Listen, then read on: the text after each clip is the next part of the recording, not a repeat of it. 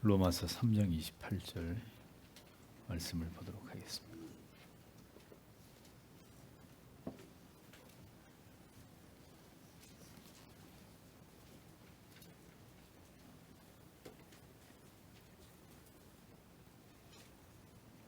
같이 읽겠습니다. 그러므로 사람이 의롭다 하심을 얻는 것은 율법의 행위에 있지 않고 믿음으로 되는 줄 우리가 인정하노라. 벨직 신앙 고백서 22항. 그리스도를 믿음으로 말미암는 우리의 칭의. 같이 읽어보겠습니다.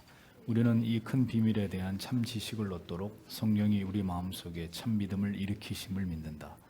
이 믿음은 예수 그리스도를 그의 모든 공로와 함께 받아들이고 그를 우리의 소유로 삼으며 그분 외에 어떤 것도 찾지 않는다. 왜냐하면 우리의 구원에 필요한 모든 것이 예수 그리스도 안에 있지 않든지 아니면 예수 그리스도 안에 모두 있어서 믿음으로 그를 소유한 사람이 완전한 구원을 소유하게 되든지 어느 하나가 필연적으로 따라오기 때문이다. 그러므로 그리스도가 충분하지 않고 그 이외에 어떤 필요하다고 주장하는 것은 엄청난 신성모독이다. 그렇다면 우리가 단지 구주가 된다는 결론이 되기 때문이다. 그러므로 우리는 바울과 함께 우리가 의롭다 하심을 얻는 것은 율법의 행위에 있지 않고 믿음으로 된다는 것을 당연히 말하게 된다. 동시에 엄밀히 말하면 믿음 그 자체가 우리를 의롭게 한다는 것을 의미하지 않는다. 왜냐하면 믿음은 단지 우리가 방편에 지나지 않기 때문이다. 즉 그리스도는 그의 모든 공로와 그가 우리를 위하여 그리고 우리를 대신하여 행한 많은 거룩한 사역들을 우리에게 돌린다. 그러므로 예수 그리스도가 우리의 의이시며 믿음은 그의 모든 은덕의 교제 속에 그와 우리의 관계를 유지하는 수단이다. 이 은덕들이 우리의 소유가 될 때 그것은 우리에게 무죄를 선언하기에 충분하다. 네. 종교개혁자들, 교회개혁자들은 죄인들이 그리스도 안에서 오직 믿음으로 말미암아 의롭게 된다는 이 칭의의 교리를 교회개혁의 핵심 교리로 여겼습니다. 이 칭의의 교리가 무너지게 되면 교리의 순수성을 유지할 수가 없고 이 칭의의 교리에서 벗어난 구원관은 성경적인 구원관이라고 볼 수 없다고 이렇게 믿었습니다. 그러니까 보십시오. 성경에 대한 이 절대적 권위가 살아있고 하나님의 말씀에 대한 매우 깊이 있는 연구가 이루어질 때는 이처럼 성경을 바탕으로 한 올바른 구원관이 아주 분명하게 세워져 있었던 것을 우리는 우리 선조들의 유산들을 통해서 확인할 수 있습니다. 그런데 문제는 시간이 지날수록 잘못된 신학 사조들이 만들어지고 자유주의 신학을 비롯해서 점점 더 하나님의 계시의 말씀으로부터 새로운 해석과 인간의 그릇된 사상이 하나님의 말씀에 침투해 들어가면서 서서히 이 신앙이 변질되어 갈수록 모든 것이 점점 모호해지게 되었고 점점 이렇게 넓어지게 되는 변질이 초래된 것을 우리가 볼 수 있습니다. 이제는 구원에 이르는 참된 믿음에 관해서 교회들이 거의 관심을 갖지 않는 이런 무지한 시대가 되어버렸습니다. 그 결과 교회를 다니고 믿는다고만 생각하면 그러면 구원을 받는 것이다 라는 이러한 저급한 지식이 오늘의 한국 교회를 지배하고 있는 현실을 봅니다. 우리는 우리가 무엇을 믿고 고백하고 있는지를 분명하게 알고 이 좁은 길을 걸어가는 자들이 되어야 합니다. 신앙 고백서를 공부하는 이유는 우리가 믿는 이 신앙, 내가 내 마음속에 가지고 있는 고백이 역사적으로 볼 때, 성경적으로 볼 때 올바른 것이냐 그렇지 않은 것이냐를 확인하기 위함입니다. 우리의 믿음의 모든 선조들이 이 고백을 바탕으로 하나님을 신앙하고 천국에 들어갔다면 우리에게도 이러한 고백이 동일하게 우리 안에 존재하지 않는다면 우리가 생각하는 구원, 우리가 생각하는 믿음이 그게 아닐 수도 있다는 것을 알아야 되는 것입니다. 그래서 이 신앙의 고백 가장 중요한 것은 이 사도신경이고 그 다음에 우리가 오늘도 고백한 니케아 신경이고 이것을 바탕으로 한 모든 그 밖의 신앙의 고백들 이러한 고백에 우리가 동의하고 있고 이러한 고백을 배우고 깨달을 때 우리의 가슴이 뛰고 있고 진실로 그러합니다. 저도 100% 이 고백과 이 고백에 대해서 동의하고 이대로 이 모든 진리를 나는 그대로 믿고 받아들입니다. 그것을 통해서 우리가 동일한 믿음의 길을 걸어가고 있다는 것을 우리 자신이 확인하게 되는, 이것이 굉장히 중요한 문제라는 것입니다. 그러니까 뭘 믿고 있는지도 모르고 나에게 어떤 신앙의 고백이 있는지도 모르는 채로 교회를 다니는 이런 그리스도인이 되어서는 안 된다는 거죠. 역사적인 개혁교회의 모든 신자들은 그래서 이 신앙 고백서를 굉장히 중요하게 여기고 이 고백 위에 자신의 고백을 포개어서 하나님을 신앙하려고 노력했던 것입니다. 그리스도의 대속으로 인해 우리가 받게 된 첫 번째 은총은 바로 칭의입니다. 칭의. 전적으로 타락하고 부패한 죄인들이 하나님 앞에서 의롭다 선언을 받게 될 수 있는 유일한 근거는 오직 믿음을 통해서이다라는 거죠. 그러니까 이 믿음이 어디에서 비롯되었는지를 벨직 신앙 고백서가 설명을 합니다. 우리는 이 큰 비밀에 대한 참 지식을 얻도록 성령이 우리 마음 속에 참 믿음을 일으키심을 믿는다, 이렇게 되어 있잖아요. 이 믿음은 예수 그리스도를 그의 모든 공로와 함께 받아들이고 그를 우리의 소유로 삼으며 그분 외에 어떤 것도 찾지 않는다, 이렇게 신앙 고백서가 우리에게 고백하고 있습니다. 우리의 구원은 삼위 하나님의 경륜을 통해서 이루어졌다는 사실을 고백서가 담아내고 있습니다. 성부 하나님은 대속주로 예수 그리스도를 이 땅에 보내셨고 그를 통한 모든 구원의 계획을 완성하셨습니다.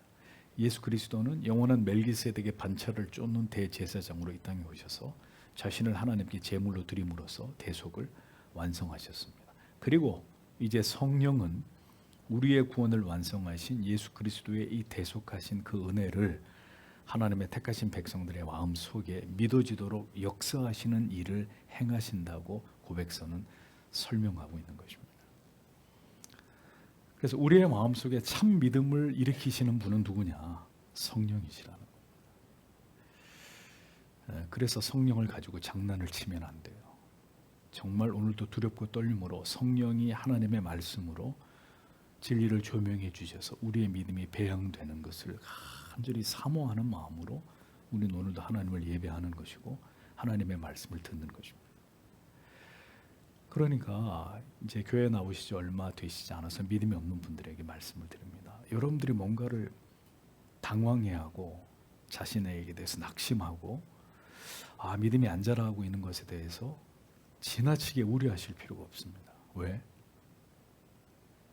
계속해서 이 하나님의 말씀에 귀 기울이고 유창하게 하는 기도가 아닐지라도 하나님, 저에게 믿음을 불어넣어 주십시오. 나의 죄됨을 깨닫고 하나님이 아들을 통해 나를 얼마나 사랑하셨는지를 깨달아서 예수가 나의 구주 되심을 고백할 수 있는 은혜를 내게 주십시오 라고 기도하면서 계속 하나님의 말씀을 귀 기울여 듣다 보면 여러분 마음 가운데 참 믿음을 불러일으키는 분은 성령이시란 말입니다. 내가 뭘 어떻게 노력을 하고 안 하고의 그런 차원이 아니라 하나님이 그 일을 자기 백성들 안에 반드시 이루신단 말입니다. 그러니까 그 믿음을 가지고 가는 거예요, 계속. 문제는 이것이 정말 내 평생의 내 생애 속에 이게 가장 중요한 문제라고 생각을 하고 이것을 굉장히 중요하게 여기시는 마음은 가지고 계셔야 돼요. 하나님의 말씀을 듣고 하나님의 말씀을 보고 그리고 내 영혼의 구원과 회심을 위해 기도하고 그리고 또 교회 가서 성도와 그리스도의 사랑 안에서 교제하고 이러한 것들을 매우 중요하게 여기시면서 계속 가는 겁니다.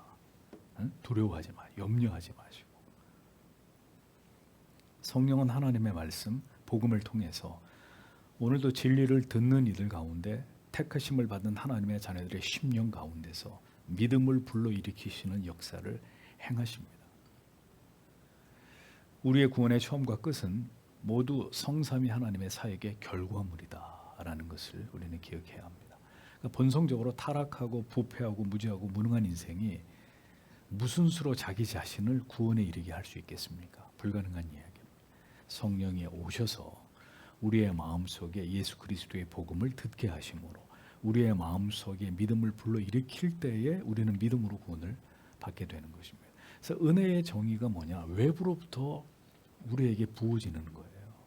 우리가 원하든 원치 않든 외부로부터, 우리가 아닌 우리 밖에서 우리에게 값없이 부어지는 것이 은혜란 말입니다.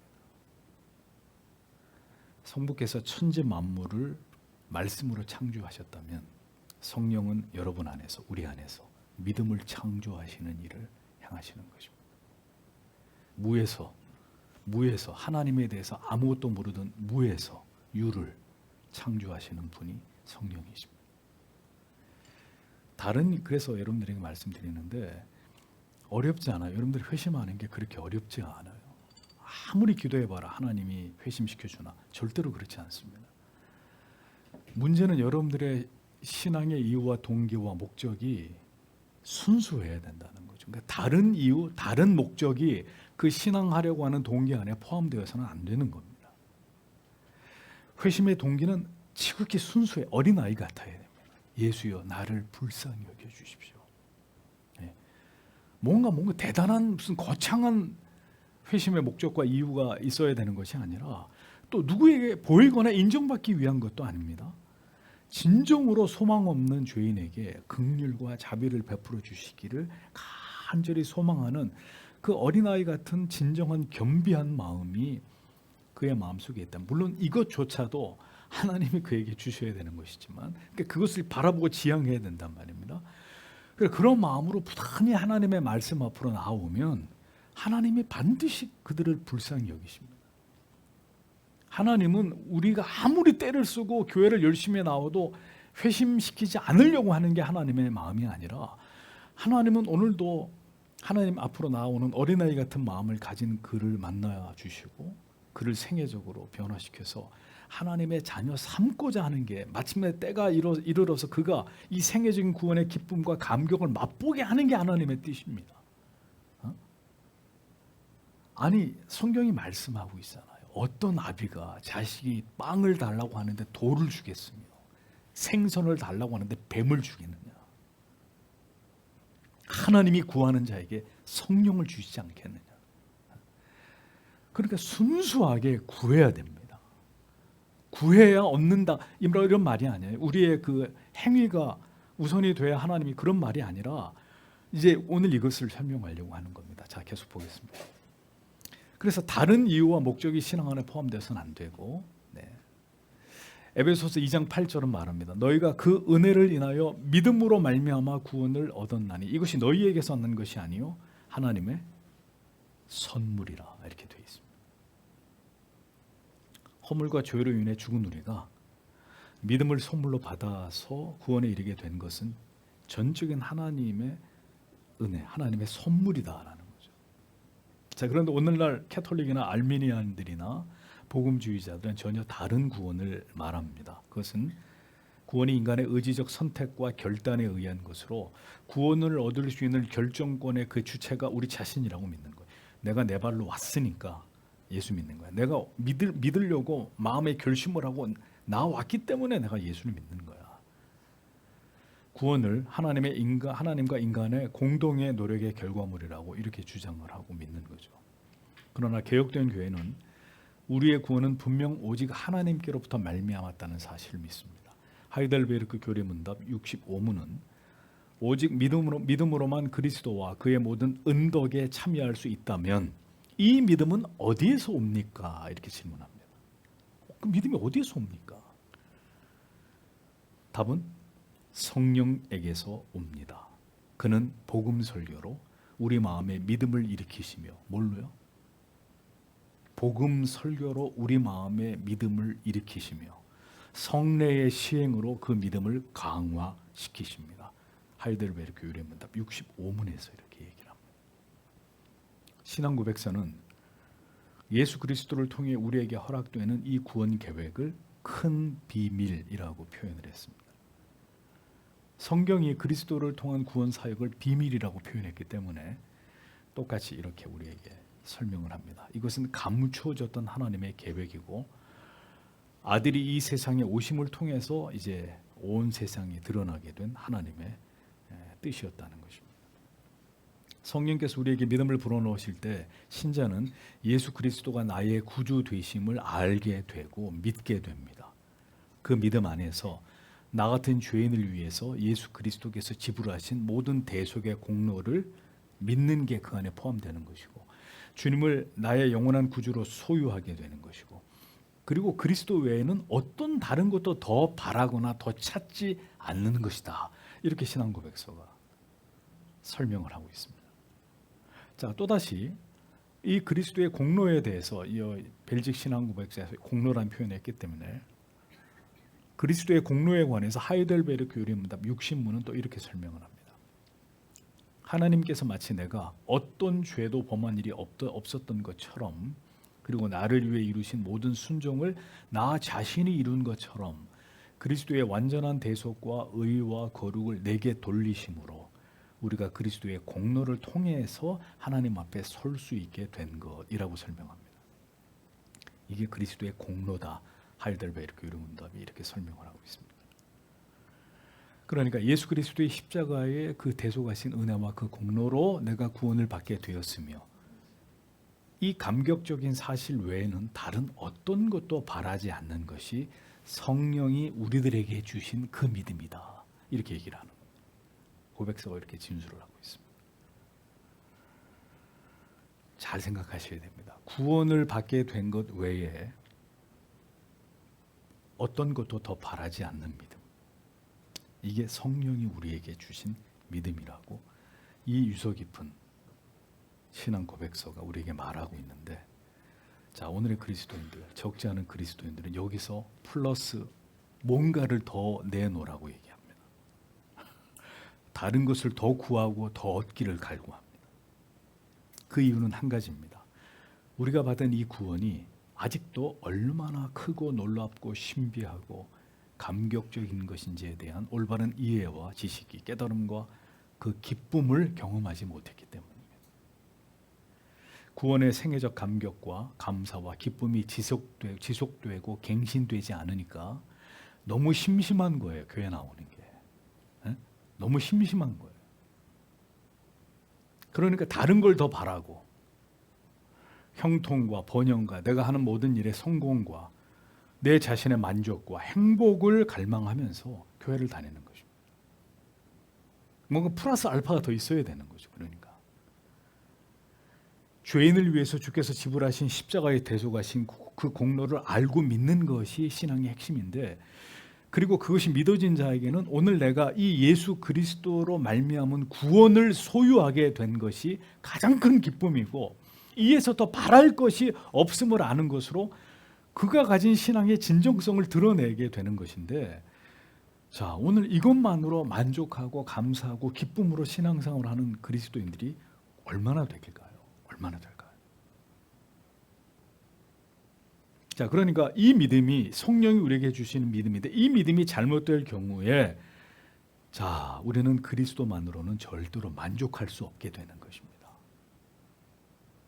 그리스도 안에 있는 충만함으로 만족하지 못하게 되고 결국 은사주의, 신비주의, 현세 기복주의, 이런 그리스도인 신앙으로 흘러가게 되는 것은 아주 자연스러운 일이 될 수밖에 없는 거죠. 그리고 그러한 믿음은 오늘 신앙 고백서가 말하기를 성령이 우리에게 주신 그 믿음이라고 보기 어려운 것이 될 수밖에 없다는 것. 예수 그리스도를 나의 구주로 믿게 되고 받아들이게 되고 소유하게 되고 그가 행하신 것을 굳게 믿고 다른 어떤 것도 더 찾거나 바라지 않는 것, 이것이 성령이 우리에게 주신 믿음이라는 것을 기억하셔야 됩니다. 하이델베르크 요리문답 20문은 오직 참된 믿음으로 접붙여지고 그리스도의 모든 은덕을 받아들이는 사람들만 구원을 받는다고 분명하게 명시하고 있습니다.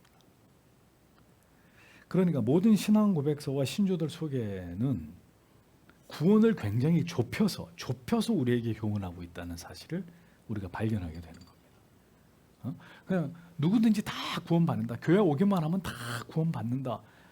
어떤 신앙 고백서, 신조, 우리가 알고 있는 모든 유서 깊은 우리의 신앙의 조상들의 유산들 속에 구원을 그렇게 얘기하고 있는 책은 없습니다. 항상 보면 구원을 매우 좁혀서 우리에게 분명하게 교훈합니다. 왜? 좁은 문이라고, 좁은 길이라고 했으니까 성경 예수님께서. 우리의 의는 오직 예수 그리스도를 믿음으로 말미암은 의입니다. 하나님께서는 그리스도께서 성취하신 모든 순종을 마치 우리가 그렇게 한 것으로 간주해 주십니다. 이것이 그리스도의 공로를 통해서 우리가 얻은 구원의 은총이라는 것이죠.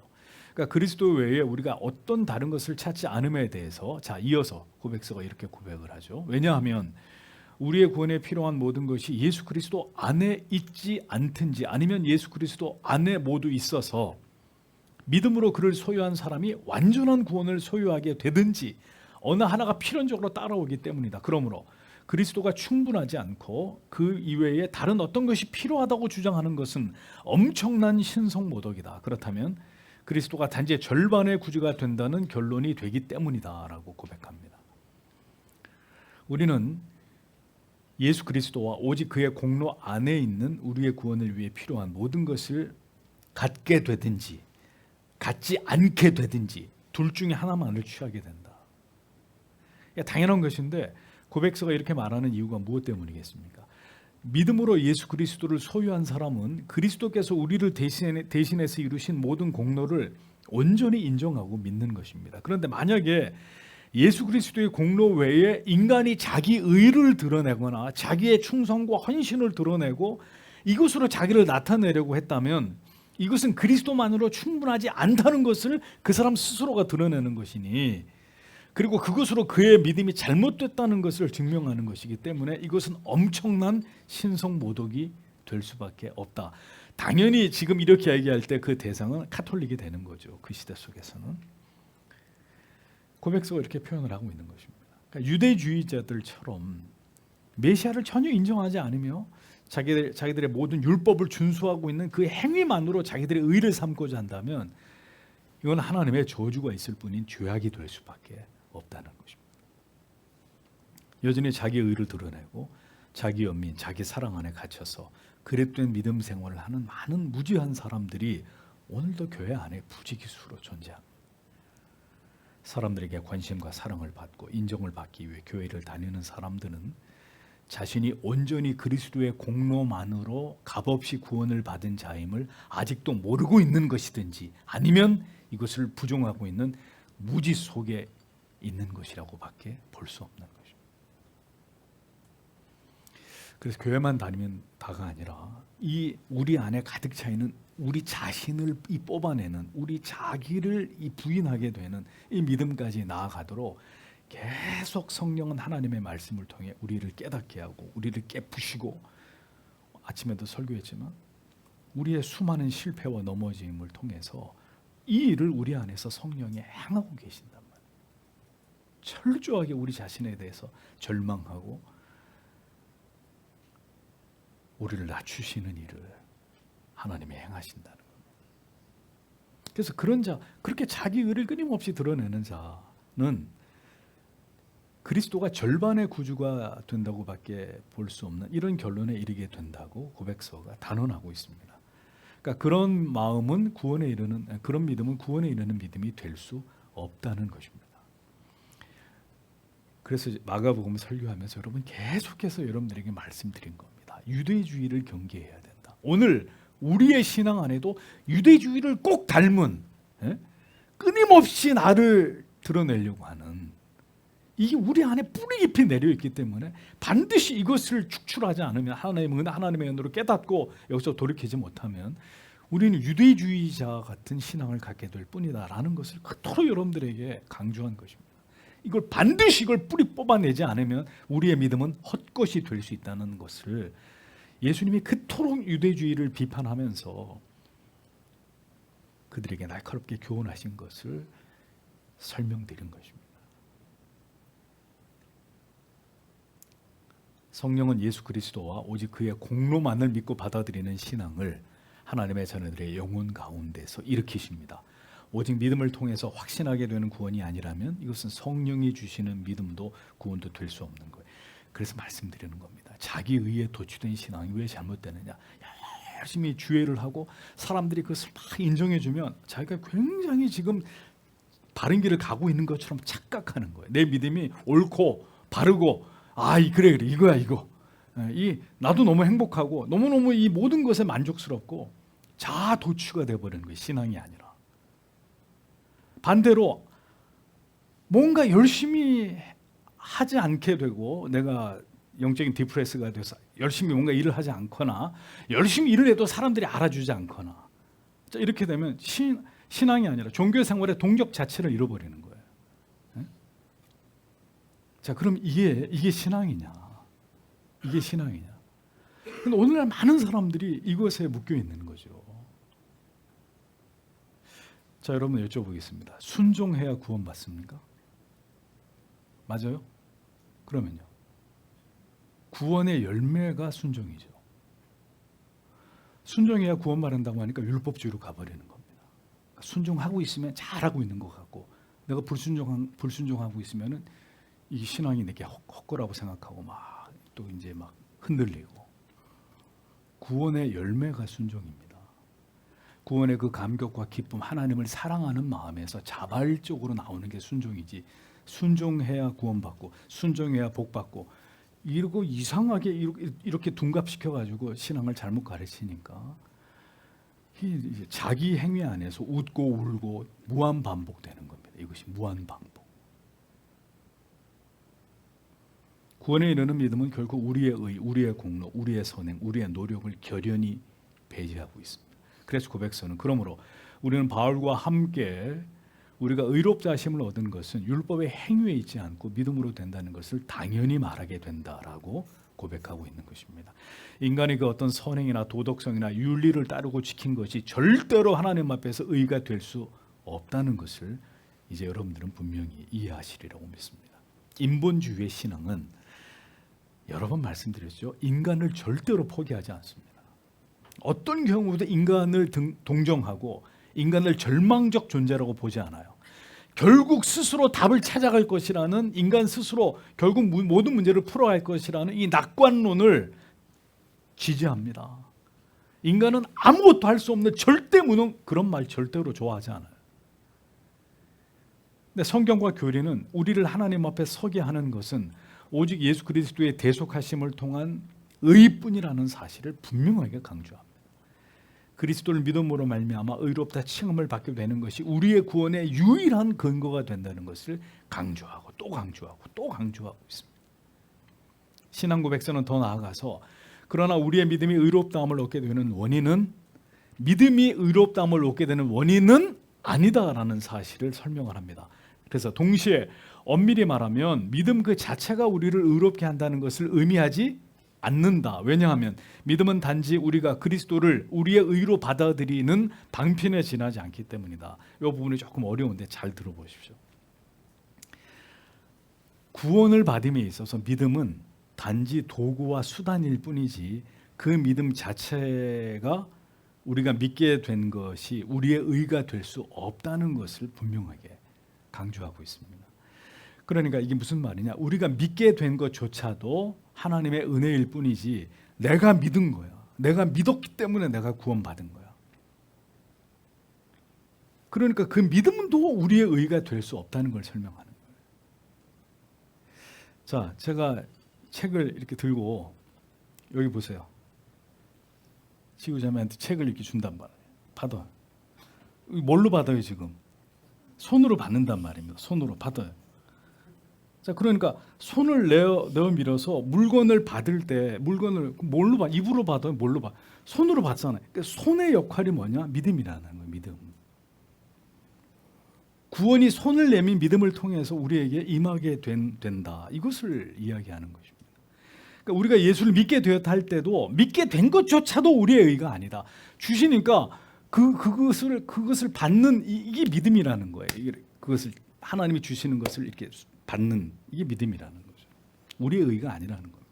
물건을 받기 위해 손을 내민 것에 불과하다. 우리에게 구원을 주시는데 믿음이라고 하는 이 수용체를 가지고 그걸 받은 거에 불과하다는 거예요. 우리가 의롭다 칭함을 받게 된 것은 그리스도께서 우리를 위해 감당하신 능동적 순종과 수동적 순종 그 모든 공로를 우리에게 돌리셨기 때문이다라고 고백서는 설명합니다. 우리가 믿기 때문에 하나님께서 우리를 의롭다고 여겨주신 것이 아니다. 그리스도의 모든 공로 때문에 우리가 의롭게 된 것이다. 대속하심을 통한 의와 거룩함이 하나님 앞에 나의 의로 여겨졌기 때문에 우리가 의롭다 여겨주시는 것이다 라는 것입니다. 그러니까 우리 믿음 그 자체로는 아무런 가치가 없습니다. 그것은 우리의 의지적 결단이 아니라 일방적인 선물이기 때문에 우리가 믿음으로 얻기 위해서 뭘 했어요? 아무것도 안 했단 말입니다. 일방적인 선물이기 때문에 믿음은 우리가 의롭다 여김을 얻게 되는 방편일 뿐이지 의롭게 되는 근거는 아니다라고 설명하는 것입니다. 의롭게 되는 근거는 오직 그리스도가 이루신 그 의의 전가로 말미암은 것일 뿐이라는 거죠. 우리를 위해서 주께서 모든 고난과 멸시와 조롱과 박해와 죽임을 당하셨기 때문에 우리는 그리스도의 그 대속하심으로 인해서 의롭다 칭함을 잊게 된 것이고, 그 은덕이 우리에게 미치고 우리 안에 지속적으로 역사하게 하는 것이 바로 믿음이라는 것을 올바로 이해하셔야 합니다. 이것이 우리가 그리스도를 사랑할 수밖에 없는 이유이고, 언제나 그리스도만을 의지하고 오늘도 연약한 우리를 붙들어 주심으로 그리스도를 닮아가기를 기도해야 되는 까닭이 되는 것입니다. 고백서는 이어서 그리스도는 그의 모든 공로와 그가 우리를 위하여 그리고 우리를 대신하여 행한 많은 거룩한 사역들을 우리에게 돌린다. 그러므로 예수 그리스도가 우리의 의이시며 믿음은 그의 모든 은덕의 교제 속에 그와 우리의 관계를 유지하는 수단이다. 이 은덕들이 우리의 소유가 될 때 그것은 우리에게 무죄를 선언하기에 충분하다. 이렇게 설명을 합니다. 자, 그러므로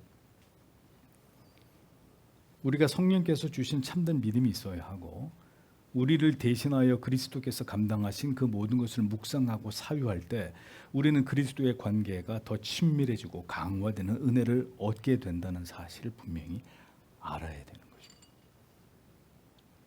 성도는 다른 방편을 통해서 그리스도의 은혜와 교제와 그 관계가 강화되지 않습니다. 오직 그리스도께서 우리를 위해 행하신 그 모든 일들을 성경의 진리 속에서 발견하고 깨닫고 감동받고 감격함을 통해서 이 복된 은혜의 관계가 지속되고 발전해 나갈 수 있는 것입니다. 이것이 성경을 설교를 통해서 듣고 개인적으로 매일매일 성경을 묵상하고 성례에 나아가서 참여하고 매일 규칙적인 기도를 통해서 더 풍성해지고 이것이 더 강화되는 것이다 라고 교리가 우리에게 가르쳐 주는 것입니다. 잘 생각을 해보십시오. 어떤 신비한 체험도 뜨거운 찬양을 통한 감동도 다 일시적인 거잖아요. 오직 그리스도의 은덕을 성경 속에서 기리고 그리스도께서 왜 우리의 의가 되시며 우리가 믿음이 있어야 그 모든 은혜 안에서 살아가는, 은혜 안에서 살아있는 교제를 그리스도와 누릴 수 있다는 것을 알아서 우리가 그 은혜 안에 거할 때만이 우리는 더 깊은 하나님의 붙들림을 경험하게 되고 우리의 죄의 문제로부터 우리가 영원히 자유하게 됐다는 사실에 대한 감격이 언제나 우리 안에서 충만하게 되는 것입니다. 그래서 우리의 믿음이 강화되는 수단은 그러므로 오늘도 우리가 은혜 안에 거하는 것이다 라는 사실을 잊지 마십시오. 은혜 안에 거하기 위해서는 은혜의 방편을 언제나 소중히 여기고 그 은혜의 방편을 끌어당겨야 됩니다. 그래서 다가오는 올해의 마지막 성찬을, 그리고 모든 하나님의 말씀의 강론을, 그리고 개인적인 성경 묵상과 기도의 시간을 언제나 소중히 여기시는 여러분들이 되셔야 합니다. 칭의의 주체가 되시는 예수 그리스도를 더 깊이 풍성하게 알아가매 그 속에서 모두 우리를 위해 준비한 은혜를 여러분들이 풍성히 누릴 수 있다는 사실을 절대로 잊지 마십시오. 오늘도 이 메마른 시대 속에서 촉촉한 은혜를 우리에게 허락해 주시고 그것을 예비하시는 하나님을 바라보면서 올 한 해를 주의 성찬을 통해 풍성하게 은혜 가운데 마무리하시는 여러분 모두가 되시기를 소망합니다. 기도하겠습니다.